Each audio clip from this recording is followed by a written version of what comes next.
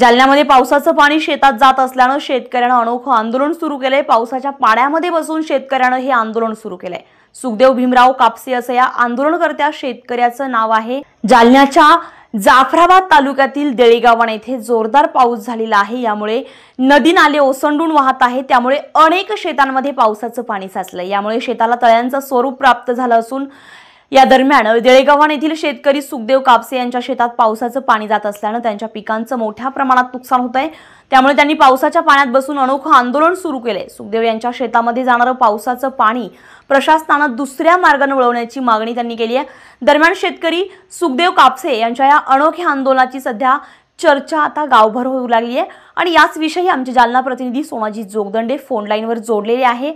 सोनाजी, काय सांगाल, नक्की अधिकची माहिती काय आहे तिकडची?